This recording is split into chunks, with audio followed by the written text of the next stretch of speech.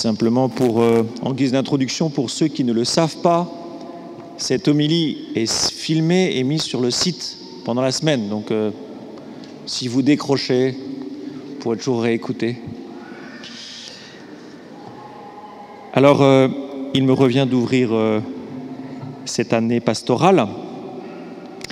Et alors, je voudrais commencer en vous disant, non pas pour me vanter, mais pour vous dire que j'ai fait mon travail de l'été, que je vous avais demandé de faire le 19 juillet.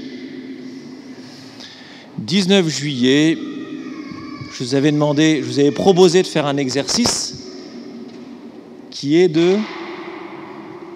d'écrire votre année sainte. Alors, vu les réactions sur les visages, je me dis que... Donc je vous avais proposé de faire mémoire, de faire une mémoire spirituelle de votre année pour savoir, pour recueillir ce que Dieu vous aurait dit pendant cette année. Alors j'ai fait l'exercice. Vous savez comment j'ai fait? Là, à l'époque, je crois pas que je vous avais expliqué en détail comment il fallait faire. En tout cas, c'est comme ça que j'ai fait. Alors, ça c'est un truc, je vous le redirai à la fin de l'homélie, c'est que moi je note. Donc, au fur et à mesure de l'année, une parole qui me touche, je la note. Ce qui me permet de la retrouver, justement, quand je fais une relecture. Ça tombe bien. Et donc, j'ai noté ce qui s'était passé comme événement qui avait pu entraîner chez moi, enfin, qui avait pu résonner dans mon cœur. Et donc, j'ai noté ce qui s'est passé. J'ai fait une première ligne, ce qui s'est passé. Je n'ai pas tout noté, parce que tout n'a pas eu de résonance dans mon cœur de manière équivalente. La deuxième ligne, j'ai écrit ce que j'avais compris, ce que je percevais, ma réflexion sur tel ou tel événement. Et puis j'ai fait une troisième ligne sur ce que je pensais de ce que le Seigneur me demandait de changer chez moi. Alors il n'y en avait pas beaucoup, parce que je suis quelqu'un d'absolument tout à fait accompli, donc j'avais quand même quelques éléments à changer. Et donc j'ai noté, voilà. Et quand vous reprenez cette dernière ligne, vous avez toute, de cette manière, votre année, mais relue à la lumière de l'Esprit Saint, qui vous dit, ben voilà. Alors c'est pas forcément des corrections, c'est aussi ça peut être des actions de grâce, hein, voilà. Donc j'ai fait ce petit travail. Donc je ne vais pas vous le donner parce que ça me regarde, mais je vous invite à le faire si vous ne l'avez pas fait, parce qu'il est toujours temps de faire ces travaux de vacances. Mais pourquoi est-ce que je vous parle de ça? Parce que l'évangile de ce jour parle d'une guérison par Jésus d'un homme qui est sourd. Qu'est-ce que ça veut dire? Quel est le sens de ce texte? Qu'est-ce que l'Esprit Saint, qu'est-ce que l'Église nous propose de méditer en ce 6 septembre 2015? Et ça tombe bien puisque nous entamons une nouvelle année, qu'une nouvelle année est toujours l'occasion de prendre de bonnes résolutions. Qu'est-ce que ça signifie?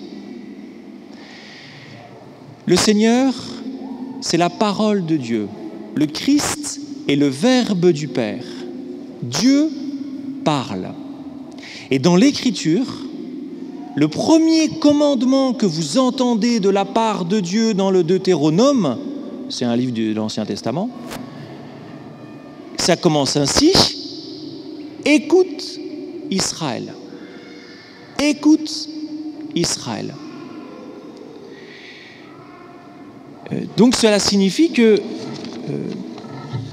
si je puis dire, le Seigneur, Dieu parle et l'homme écoute. Si vous reprenez toute l'histoire biblique, je ne vais pas le faire maintenant, mais si vous reprenez toute l'histoire biblique est une tragédie au sens où Dieu parle et l'homme n'écoute pas.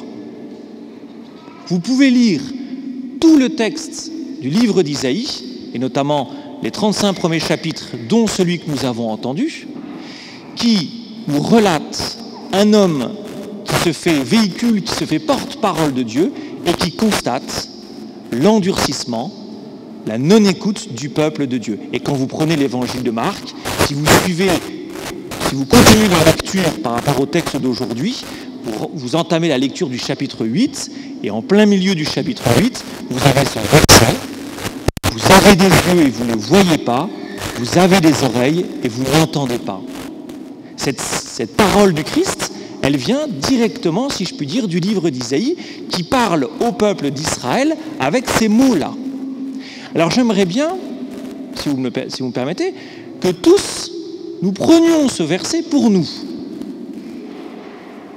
C'est-à-dire, partons du principe que nous n'entendons pas, que nous ne voyons pas.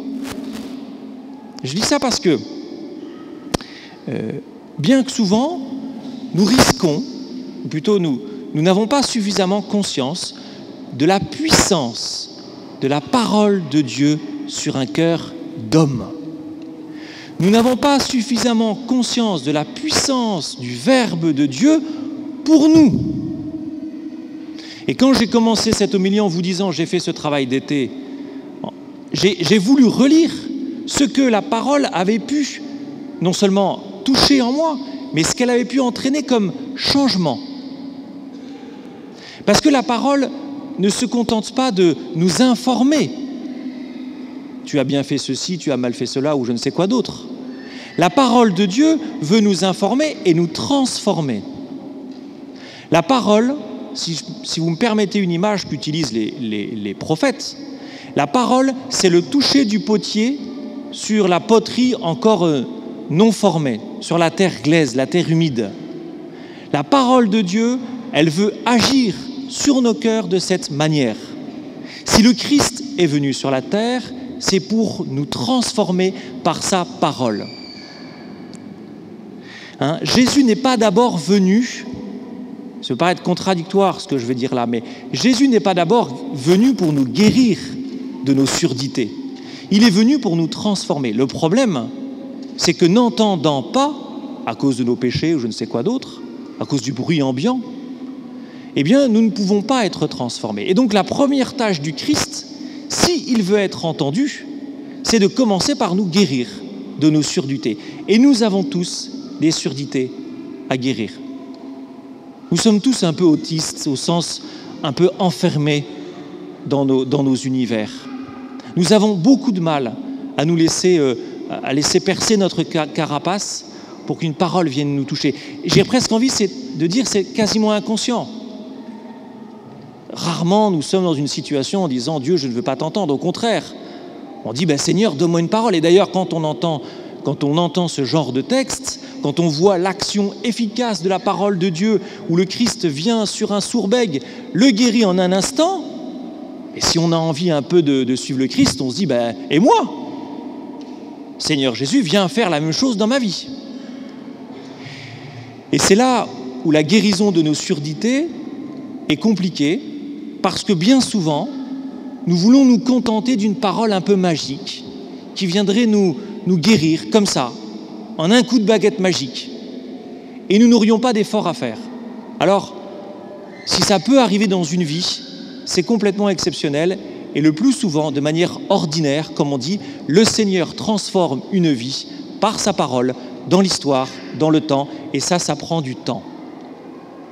Et c'est là que les difficultés commencent. Parce que bien souvent, notre premier problème, c'est que nous avons du mal à nous attacher à la parole.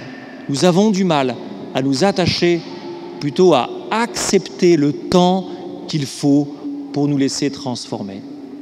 Parce que moi je suis impatient et je veux que les choses aillent à mon rythme. Et si possible en un coup de baguette magique, c'est-à-dire en un seul instant, ce qui m'évitera bon nombre d'efforts. Eh bien, ce n'est pas la façon de Dieu. Dieu ne travaille pas ainsi. Je ne sais pas si c'est heureux ou malheureux, mais c'est comme ça. Dieu construit un cœur de chrétiens, construit un cœur d'hommes et de femmes saints, saintes, au cours de toute une vie.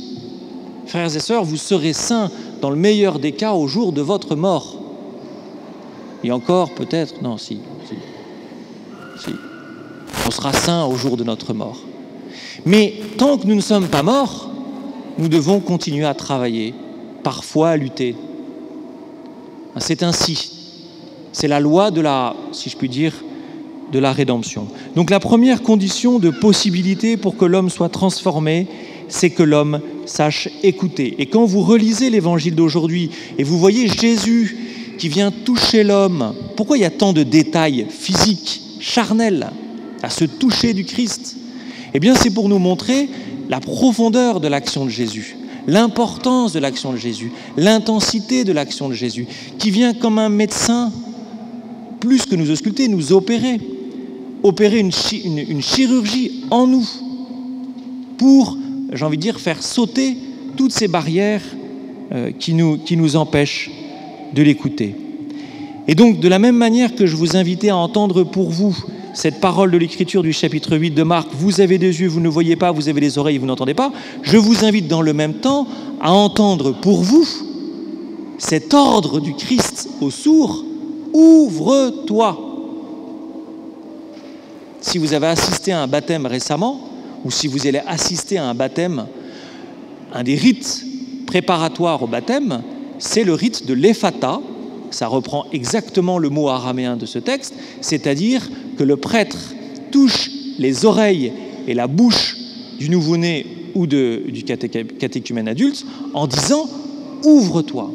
Et cette parole, elle est efficace. Et ça, on doit apprendre à faire confiance à la parole. Le Seigneur nous l'a dit au jour de notre baptême, nous avons été guéris de notre surdité.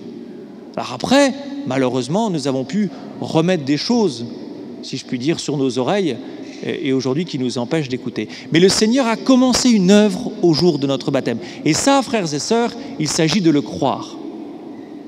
Alors j'ai envie de vous proposer un challenge. C'est un mot anglais. Ça veut dire défi. Alors je dis pas ça en pensant que vous ne parlez pas anglais. C'est simplement pour vous rappeler un peu d'attention. J'aimerais, mon rêve, mon souhait, c'est qu'à la fin de l'année, tous ceux qui ont entendu cette homélie soient capables d'écrire une histoire sainte. Parce que ce n'est pas réservé à une élite. Que tous, nous nous mettions maintenant, j'ai envie de dire en marche, j'ai envie de dire que nous choisissions aujourd'hui de nous laisser transformer par le Christ. Vous allez me dire comment faire. Quand on donne un objectif, il faut donner les moyens. Alors les moyens, vous les connaissez. Pour une part, je vais vous les répéter. C'est de prier tous les jours, d'adorer 1 heure par semaine et de lire la Bible. Parce que le premier moyen que Dieu a laissé à l'homme pour l'entendre, c'est l'Écriture. L'Église a mis, on va dire, 15 siècles, et avant elle, le peuple hébreu, à recueillir ce qu'on appelle le canon des Écritures, à recueillir des textes. Et elle nous certifie que ces textes sont ce que l'Esprit Saint a choisi pour que nous puissions entendre la parole, pour que l'Esprit Saint, à travers ces mots, puisse changer nos cœurs. Est-ce que vous voulez que vos cœurs changent? Est-ce que vous voulez vous laisser modeler par la parole de Dieu? Eh bien, lisez la Bible. Et vous pouvez entendre un autre ordre du Christ dans ce texte, qui n'est pas « ouvre-toi », mais qui est « ouvre ». Ouvre le livre. Comment est-ce qu'Augustin s'est converti, le grand Saint-Augustin, docteur de l'Église? Vous savez ça. Il était en train de bouquiner ou je ne sais pas ce qu'il faisait, puis il a entendu dans le jardin des enfants qui jouaient et qui disaient « ouvre le livre ». Il ne s'adressait pas à lui, mais lui, il a entendu et il s'est dit « tiens, ouvre le livre ». Et il a ouvert la Bible. Pendant des années, il avait considéré que la Bible, c'était un livre pour enfants parce qu'elle racontait des histoires. Ce qui est vrai. Et puis un jour, il a vraiment ouvert la Bible et il s'est laissé transformer. Eh bien, c'est ce que je nous souhaite, c'est ce que je vous souhaite à chacun. Donc, lire la Bible. Après, il y a différentes techniques. J'ai presque envie de dire, on pourra en reparler. Il y a des techniques de lecture de la Bible pour se laisser toucher. La deuxième chose, c'est noter. Notez les paroles qui vous touchent. Notez un morceau de verset, un mot de l'Écriture qui vous touche. Et marquez pourquoi ça vous a touché. Troisième chose, c'est d'aller faire une retraite personnelle. Vous avez lu le texte. Jésus entraîne à l'écart le sourd-bègue. Vous voulez devenir des saints? Vous voulez que le Seigneur transforme vos cœurs? Laissez Jésus faire ce qu'il veut faire avec vous. Et ce qu'il veut faire avec vous, c'est vous emmener à l'écart. Or, en France, au XXIe siècle, en 2015, se mettre à l'écart pour entendre Jésus, c'est aller faire une retraite en silence. Moi, je ne vois pas d'autre truc. Marthe Robin disait qu'il fallait 5 jours de silence pour toucher un cœur. C'est ce qu'elle a proposé dans ses foyers de charité. C'est pas impossible. On tient très bien. On est bien nourri en plus. Et si vous choisissez bien votre lieu, vous pouvez avoir un panorama magnifique. Moi, je vous recommande la Flatière. Vous êtes en face du Mont Blanc, c'est superbe. Vous ne vous ennuierez pas. Et partez seul. Coupez les liens. Le Seigneur, il vous veut pour lui. Il s'occupera de vos enfants, de vos conjoints, de vos amis, de vos parents. Il s'en occupera. Il vous veut, vous. Il vous aime, vous. Pas celui d'à côté, vous. Je vais finir par un petit témoignage. Non pas par rapport à cette histoire sainte que j'ai écrite l'année dernière, mais par rapport à une parole qui m'a beaucoup touché quand j'étais en séminaire. Je le dis parce que c'est quelque chose que je fais constamment mémoire quand je repense à ce que je vous dis là.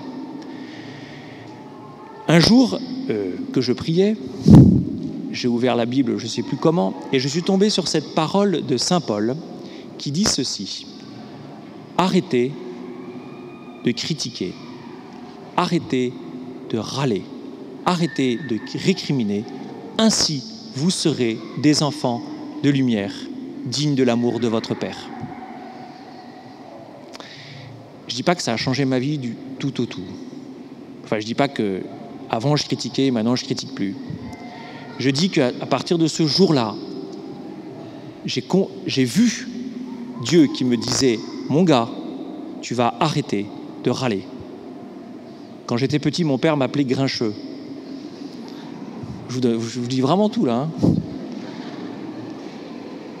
Eh bien, à partir de ce jour-là, j'ai compris d'abord que le Seigneur me demandait d'arrêter et que depuis, c'est un combat spirituel pour moi, en tout cas, de ne pas râler, de ne pas critiquer.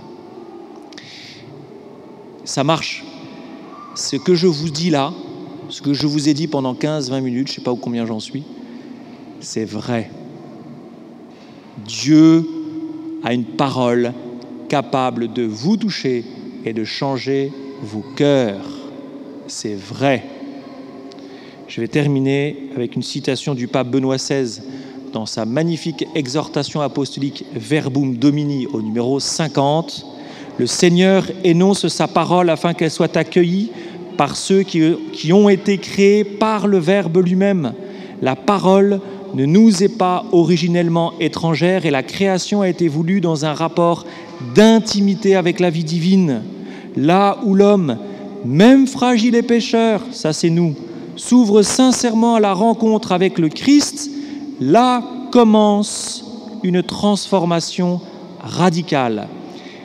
Et il cite Saint Jean, mais à tous ceux qui l'ont accueilli, il a donné pouvoir de devenir enfants de Dieu. Et le pape continue, accueillir le Verbe signifie se laisser modeler par lui afin d'être conforme au Christ, au Fils unique qui vient du Père par la puissance de l'Esprit Saint. Cela marque le début d'une nouvelle création. Comme on dit, il n'y a plus qu'à. Amen.